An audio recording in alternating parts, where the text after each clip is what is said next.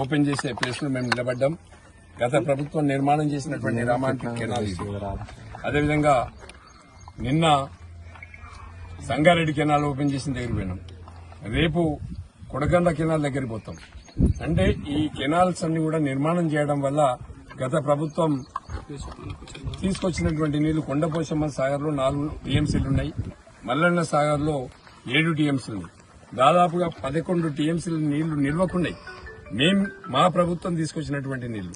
ఇవాళ ఉన్నటువంటి ప్రభుత్వం 7-8 మాసాలు అవుతుంది. కాళేశ్వరం నుంచి ఒక్క లిఫ్ట్ కూడా ఒక్క డ్రాప్ కూడా లిఫ్ట్ చేయలేదు.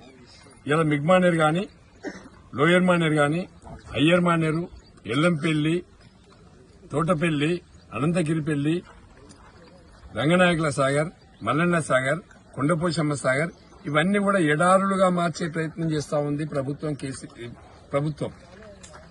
ఇలా రేవంత్ రెడ్డి గారు ఉత్తర తెలంగాణలో ఉండే దాదాపుగా 200 టీఎంసీల కెపాసిటీ ఉండే రిజర్వాయర్లు ఉన్నాయి. 200 టీఎంసీలు కనుక ఉత్తర తెలంగాణలో నింపి పెట్టుకున్నట్లయితే దాదాపుగా 20 లక్షల ఎకరాలు 2 పంటలకు వస్తాయి. మరి 20 లక్షల ఎకరాలు రైతాంగానికి వచ్చినట్టయితే కొన్ని లక్షల మెట్రిక్ టన్నులు ధాన్యం వస్తుంది.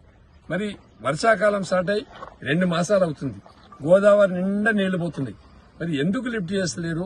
ఎందుకు కక్ష కట్టిండ్రు? ఉత్తర తెలంగాణ మీద నీకు కక్ష ఎందుకు రేవంత్ రెడ్డి గారు అని అడుగుతున్నా. నేను ఈ ప్రాంత రైతాంగం మీద ఎందుకు మీ కక్షాన్ని అడుగుతున్నా.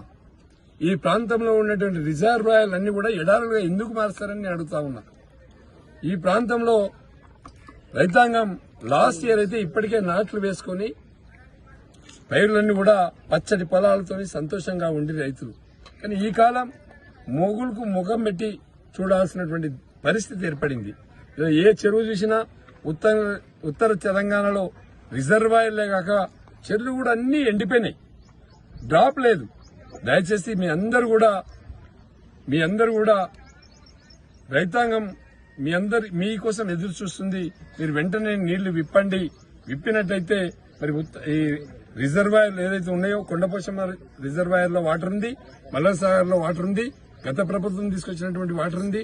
దయచేసి మీరు ఇప్పినట్టయితే ఈ ప్రాంతంలో ఉండే రైతాంగం అంతా కూడా నాట్లు వేసుకుని సంతోషంగా ఉంటారని తెలియజేస్తా ఉన్నాం. కొద్ది రోజులలో ఏదైతే కాళేశ్వరం మీద ఉన్నటువంటి ప్రాంతం అంతా కూడా ఎక్కడికక్కడ ఉత్తర తెలంగాణలో పెద్ద ఎత్తున రోడ్ల మీదకి వచ్చేసి మరి రైతులు రోడ్లన్నీ కూడా దిగ్బంధం చేయాల్సినటువంటి పరిస్థితి వస్తుంది. దయచేసి ప్రభుత్వానికి నేను విజ్ఞప్తి చేస్తున్నా, వెంటనే 1-2 రోజులలో నీళ్లు విప్పి మరి రైతాంగాన్ని ఆదుకోవాలని చెప్పి విజ్ఞప్తి చేస్తున్నాం. మీ అందరూ నీళ్లు ఇప్పితే మేము పొలాలకు పోతాం, నీళ్లు ఇప్పకపోతే రోడ్ల మీదకి వస్తాం. మరి రోడ్ల మీదకి రావాలన్నా పొలాలకు పోయి పొలాలలో పని చేసుకోవాలన్నా గవర్నమెంటే డిసైడ్ చేయాలని చెప్పి విజ్ఞప్తి చేస్తున్నాం. ఈ ప్రాంతంలో ఉండే ఇతర పార్టీల నాయకులు కూడా రాజకీయాలకు అతీతంగా రావాలని చెప్పి మేము విజ్ఞప్తి చేస్తున్నాం.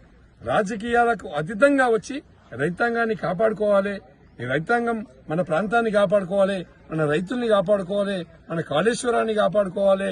కాళేశ్వరం ఎలాంటి డ్యామేజీ లేదు. ఇలా కాళేశ్వరం నిండా నీళ్లున్నాయి. దయచేసి వెంటనే పంపులు లిఫ్ట్ చేయాలని చెప్పి విజ్ఞప్తి చేస్తున్నాం. కొండపోచమ్మ సాగర్ నుండి, మల్లన్న సాగర్ నుండి 1-2 రోజులలో నీళ్లు విప్పాలని చెప్పి విజ్ఞప్తి చేస్తాం. జై తెలంగాణ, జై జవాన్, జై కిసాన్, జై జవాన్, జై కిసాన్.